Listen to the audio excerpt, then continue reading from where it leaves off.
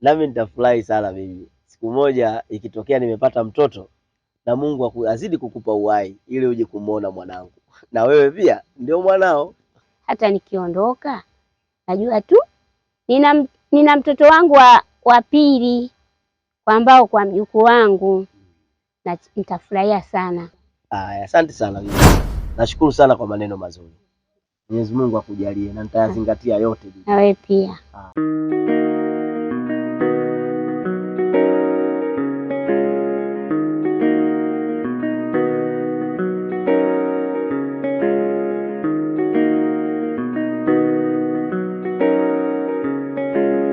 Mapoi leo hii analeta huduma. Tunachukulia tu kwamba Mwenyezi Mungu, binti yangu amejifungua salama, mtoto amekuja amefanana na wewe. Huyu Mapoi atajisikiaje? Balawa, nakuomba kwa mara ya pili, kubali bwana kulea mimba.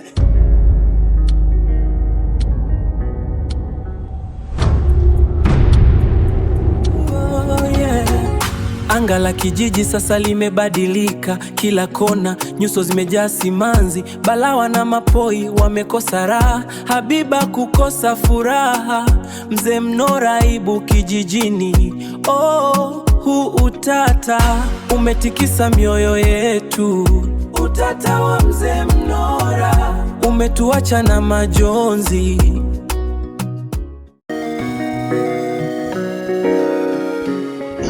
Mume wangu, mbona haraka hivyo ndani? Hivi mume wangu, unaingia ndani na mimi niko hapa, mke wako unaniona, unanipita manake unioni au ndo kusudi? Mimi nina kiu, kwao nikaona niwahi kwenda ndani kunywa maji kisha nitoke nje nikusalimie. Kwani kuna tatizo gani? Shida hamna wala tatizo hamna. Jukumu la kwenda kuchukua maji humu ndani, mimi ungeniagiza si mke wako mimi nisingeenda kukufuatia maji unywe? Si ndo kazi zangu hizo? Tatizo liko wapi? Unanipita tu hapa kweli? Sawa mke wangu, basi nisamehe. Maana mimi nimeona hapo ulipotulia umetulia, kwao nikaona haina haja mimi nikakusumbua. Kuna muda mwingine mimi kama mume wako sio lazima nikakusumbua. Hapo umekaa hapo umetulia, tena nianze kukuambia mke wangu nichukulie maji, nikaona haina haja tu niingie mwenyewe ninywe nije tuongee. Samahani kwanza, naomba sogea hapa, nina mazungumzo. Sasa mke wangu, si uzungumze hata hapa na kusikia. Hayo mazungumzo unaongea kwa kuteta au kwa kuzungumza kama mimi navuzungumza? Naomba sogea hapa. Unijibu tena kwa ufasaha. Unijibu majibu ambayo nielewe, hayo majibu yananiingia. Sijui umenielewa? Mke wangu, mbona hapa hakuna tatizo?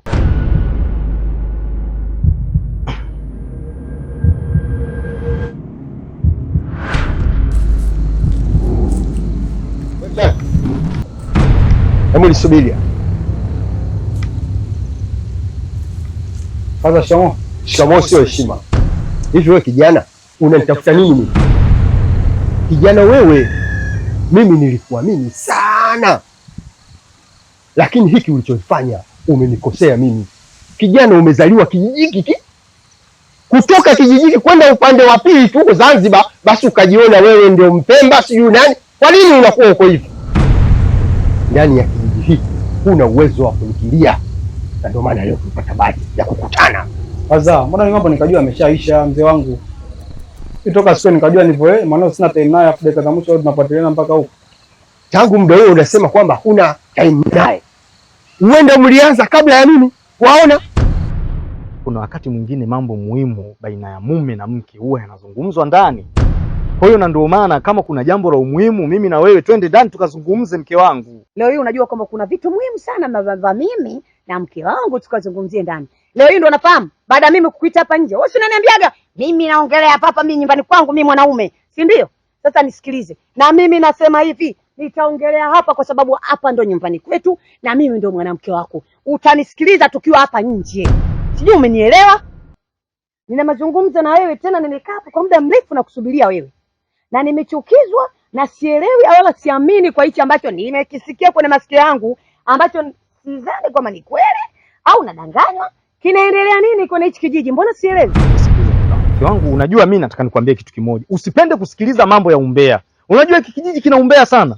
Wewe kijana, wakati nimekuona kwa macho yangu ya nyama unamshikashika kijana wangu na kumpelekea demo yako, leo unakuja unaniambia una time naye? Wewe kijana, hebu nisikilize. Kwa hili ulifanya lazima nikutoze fine. Sasa yani bora hata unitoze fine ili ya mambo tuyamalize, sababu kwa tunafuatana hivi inaboa sana. Kama tela chai naweza nikakufikishia fresh, mambo nini tuyakate. Si fresh tunaukabidhi kilo safi mtu wangu. Wewe kijana, hebu funga hiyo kaptura yako. Yaani wewe unajikuta una hela sana. Unaweza ukanirubuni mimi kwa hela ya chai? Kwa hiyo ulichokifanya? Sasa mnaona umeelewa mimi vibaya. Mimi nilikuwa nakupa tu mangeni tuyakatishe yaishe. Nisikilize, wewe unataka mambo yaishe? Hebu nisikilize kwa umakini sana. Naona hela zako zinakuasha. Sasa, binti yangu bado mdogo, sijamcheza ngoma. Shughuli zima ya ile ngoma unatakiwa ugaramie wewe. Kwa taarifa ambazo zinanijia kwenye masikio yangu kwamba wewe ni kidume kwenye hiki kijiji na wewe ndio uliomtia mimba yule Habiba. Hivi ni kweli? Ni kweli una mimba huko nje ya Habiba?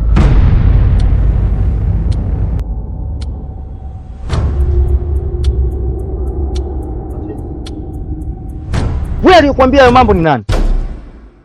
Unajua mimi ningekuwa nafuatilia haya mambo ya kusikiliza maneno ya watu. Unajua mimi tungekuwa tushaachana tayari. Lakini mimi sina muda huo. Kwa mimi ninachokuomba, acha kabisa kusikiliza hayo maneno ya watu. Achana nayo na hao wambea. Kama ndo wameanza kukufatafata kuanza kukupa vishokodo, achana nao. Nisikilize nikwambie wewe. Usichukulie hapa mimi naongea klepesopeti na nimechukia kiasi kikubwa. Nasikia na wana kijiji hiki wananiambia hizo taarifa zako. Kwamba wewe umekuwa kidume, wewe umeenda kunizalaulisha mimi huko kijijini na kuniita mimi tasa. Maana neno tasa na mgumba sasa ndo linakolea kwa kumtia mimba Habiba. Acha kusikiliza mambo ya umbea. Hivi wewe unatambua kama mimi nipo katika kiasi gani cha hasira au cha makasiriko? Nisikize, narudia swali langu. Umemweka mimba Habiba hujamweka mimba? Wana unanuna unamchekea wewe. Ngoja basi kwanza nani? Umemweka mimba Habiba hujamweka mimba? Sasa mke wangu nijibu swali. Mke wangu nijibu swali, yani naomba unijibu swali. Yani kwenda naona unanichanganya. Unajua unanichanganya sana. Sasa mke wangu unanichukulia unaniweza sana. Unanichukulia unaniweza? Hapana. Sasa Mbagamba naingiliaje hapo pazangu? Mimi nimekwambia kama mazingira ya chai mimi na ukabidhi fresh mambo tuyakatishe. Yaani kuanzia ngoma, kuanzia si watu wale mchele, wale kwenye pombe. Nigaramie mimi. Mimi sina hela hizo faza mimi za kumhudumia mwanao, sio kumgaramikia kwenye ndoa yake. Au faza mambo sasa kuleta kwetu zenji. Hamna sheria kama hizo hapo. Wewe ukandamizaji kwa shughuli ambayo mimi nimeifanya shehe. Kijana, nisikilize. Usipende kuchonga mdomo wako. Ndani ya kijiji hiki hakuna mtu ambaye anabishana na mimi. Kwanza ulielewe. Umezaliwa kijiji hiki, umekulia hapa, ni kutoka tu kwenda Zanzibar na kurudi ukajikuta wewe mzungu Mpemba yahe. Sio mimi wachezewa kuwachezea. Gharama hii lazima ulipe. Wewe pasa hata kumuoa kwa gharama hiyo, mimi namuaje mwanao bwana? Mwanao amekuwa nani mpaka nimuoe kwa gharama hiyo? Mimi siwezi kumuoa mtoto wako. Huko Zanzibar kwenyewe kuna vitoto vyeupe nini, mashallah, vitoto vimekaa vizuri. Rangi ya mtume hata kwa gharama hiyo atuoi. Wewe mwanao mweusi kama bolo yangu bwana. Mimi siwezi kumuoa mwanao bwana. Wewe umeweka mimba Habiba hujamweka mimba? Hivi ni vitu vya kuzungumza. Sasa unapopiga kelele hivi maana yake nini? Siwezi kuongea taratibu na katiwa tayari ushanidhalilisha huko nje. Umeweka mimba Habiba, sinaongea naye. Kaba mke wangu. Yaani sio kama nakukaba. Hapa leo patachimbika. Nijibu swali langu. Umeweka mimba Habiba, sinaongea naye. Mke wangu nisikilize basi. Sitaki kukusikiliza. Yangu. Unasemaje? Yangu. Nini sasa? Wewe si auzai? Upo tu hapa, nimetumia gharama zangu, umekunywa madawa, mimba yenyewe ubebi, alafu unanipiga kelele. Unagandaganda ndani tu mikelele. Ndio nimempa mimba. Sasa wewe unataka usemeje? Wewe unataka kusemaje? Sasa wewe kinakuuma nini wakati wewe uzai? Sawa, mimi nimeamua kuwa na mtu huko na nimempa ujauzito. Wewe keleza nini? Mtafuta wenzao wanaojua kubeba mimba. Kwa hiyo mimi nimekuwa mgumba, si ndio? Kama unavyosema. Jamila, unanipiga mimi mume wako? Ndio nimekupiga. Unastahili hicho kibao. Unanipiga? Na kupiga hicho kibao kinachokuuma, mimi ndo naumia zaidi ya hicho kibao. Hivyo hapo na kunifezesha mimi kijijini hapa. Nionekane mimi ndo tasa kweli kweli. Mgumba na kupiga ndio. Sasa nikwambie ukweli. Mimba ni ya kwangu. Wewe, ile mimba ni ya kwako au mimba ya Barawa? Unajua una matatizo yako ndani nje. Kwamba wewe una uwezo kumtia mtu mimba. Una uwezo kumweka mwanamke mimba. Sio, umenielewa? Na hata mtaalamu ameniambia mume wako ana matatizo na wewe una matatizo. Tena wewe ndio nimeambiwa una matatizo makubwa. Una uwezo kumtia mimba Habiba. Mpumbavu huyo mtaalamu wako huyo. Ndio maana nimerudi na dawa, mimi na wewe tutatumia hizi dawa na mimba itapatikana. Sasa nisikilize, ile mimba sio yako. Ile mimba ni ya Balawa. Acha kujifedhesha na kujifariji huko kwenye kijiji, watu wakujue wewe mimba yako. Unanitia aibu mume wangu. Sasa wewe mimi nikushangae. Mimi najifariji au wewe ndo unajifariji kwa kunionea wivu mimi kwa kusikia kwamba mimi nina mimba huko nje? Asiyejua kwenye kijiji ni nani kama ile mimba ni ya watu wawili? Toka lini wewe ukaona mimba inakuwaga ya baba wawili? Mimi kinachokuuma wewe nini? Sawa mimi kinaume kitu. Kwa hiyo mimba ya watu wawili. Mimi sio wa kunichezea. Umenielewa? Mimi sio mtu wa kunichezea. Hili jambo lazima ugharamie. Na usipogharamia jambo hili usije ukanilaumu. Sasa mimi nakuelekeza, mimi sio kugharamia mimi. Usije ukanilaumu. Sasa mimi sio kugharamia shughuli hapo, mimi nishakuelekeza. Utagharamia. Sigharamia mimi nishakuelekeza, sigharamia. Mimi mazingira hapo mimi siwezi nikafanya. Mimi sio kugharamia chochote, mimi nishakuelekeza. Yote kufanya fanya. Mwenyewe nimezaliwa hapa. Nimeziki kitabu changu kimeziko hapa nilifanyia. Poa. Mimi silipi chochote, mimi nishakuelekeza. Alafu mimi kuja hapa ukaza sauti ni mheshimu nyinyi tu. Mzee Mnora ibu kijijini, huu utata umetikisa mioyo yetu. Utata wa Mzee Mnora umetuacha na majonzi. Utata wa Mzee Mnora. Hiyo mimba ya watu wawili, habari zako zote ninazo, zote ziko hapa. Nacheka. Na ule alokuambia ni mpumbavu. Mimi ndo nilotia mimba na mimi ndo nitahudumia mimba na mimi ndio baba wa ile mimba. Tumekaa miaka 6. Aya, wapi nimesikia mme wangu kati ya sehemu mimba na yule mwanamke ni abalawa na muda mrefu ni wabalawa. Tumekaa miaka 6, umeniweka mimba. Umeniweka mimba. Sasa si damu haziendani? Damu haziendani? Damu haziendani. Mimi na Habiba damu zinaendana na ndio maana kuweka tukapata mimba. Sasa nisikize nikwambie. Wewe si ndio uelewi? Wewe ndio uelewi. Wewe uelewi alafu umekuwa king'ang'a. Wewe umekuwa king'ang'a kwa huyo Habiba. Subiri yule mtoto azaliwe. Alafu utajionea mwenyewe. Mimi naisubiri aibu yako. Na mtoto utamlea. Mtoto simlea. Sasa nisikilize. Habiba yako atanijua mimi ni nani na mimi hapa ndani nakwambia hivi. Sasa endelea kupiga kelele, watu wote wasikie mimi kwamba. Sasa tutaona kama mimba itahudumiwa. Utahudumia na nani? Tutaona kama mimba itahudumiwa. Kama utaenda kuhudumia mimba upite naye hapa. Wewe mtoto aje kwenye hii nyumba ninayekaa mimi. Tutaona. Una mimba na unajifariji. Dada. Twende ndani na dawa utakunywa.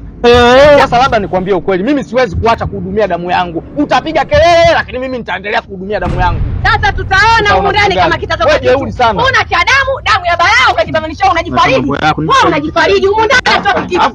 Huko ndani asitoka kitu. Anga la kijiji sasa limebadilika, kila kona nyuso zimejaa simanzi. Balawa na mapoi wamekosa raha, Habiba kukosa furaha. Mzee Mnora ibu kijijini. Mapoi. Vipi? Safi, mambo vipi ndugu yangu? Safi. Kwema? Afadhali nimekukuta ndugu yangu. Mimi hapa nilikuwa nakuja kwako. Nyumbani kwangu mimi?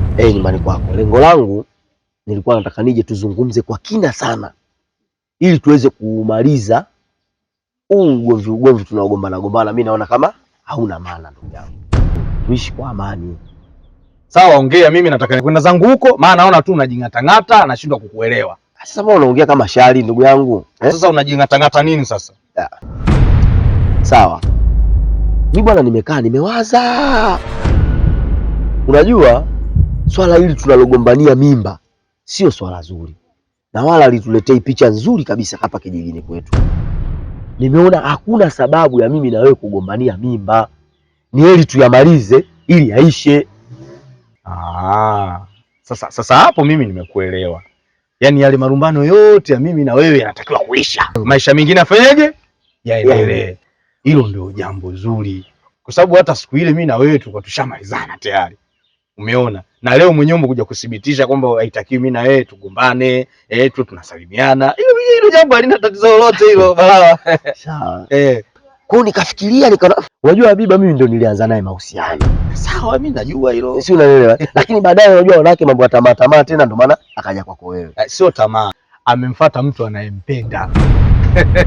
Umenielewa? Maana unapozungumzia tamaa unamkosea. Yaani amemfuata mtu anayempenda. Sawa, akaona aje kwako wewe. Lakini sasa nimefikiria kabla Habiba hajakuja kwako wewe alishakuniambia ni mjamzito. Lakini mimi niliamua tu kufanyaje? Kukataa. Lakini nimefikiria kwa sasa hivi nikaona kwani tusiache utofauti wetu, haina haja ya kugombana ili mimi niilee ile mimba. Bala, mimi sitaki matatizo na wewe. Tena sitaki kabisa ugomvi na wewe, labda tu nikwambie ukweli. Na kama ningekuwa najua umenisimamishia hapa kwa hayo maneno unayazungumza, bora tu ningeondoka zangu. Mimi usinitafute ubaya Balawa, nakwambia ukweli. Mimi na wewe tushamalizana, unakumbuka? Mara ya mwisho wewe mwenyewe ndio umesema ile mimba huna mpango nayo na hautohudumia. Na umeniambia mimi nipeleke tu huduma kwa mzee Mnora na umeniita mimi boya. Niache nilee mimba yangu.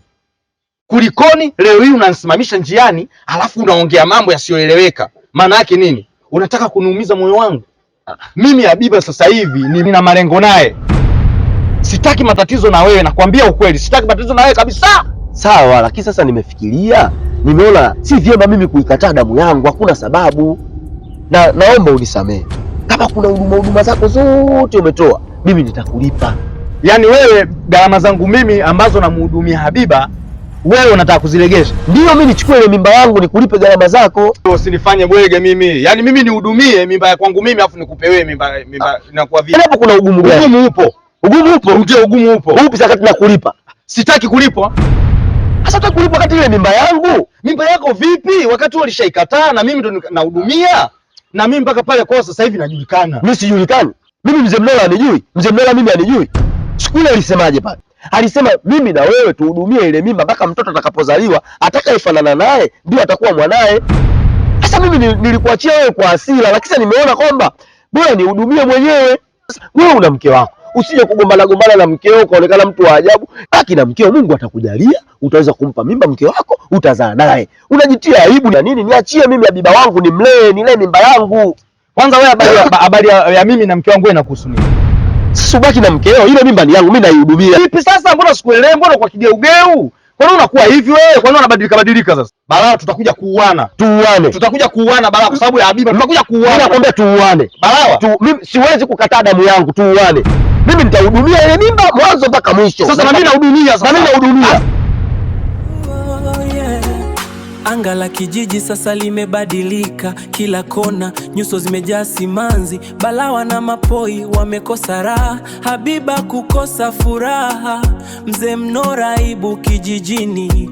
Oh, huu utata umetikisa mioyo yetu, utata wa mzee Mnora umetuacha na majonzi.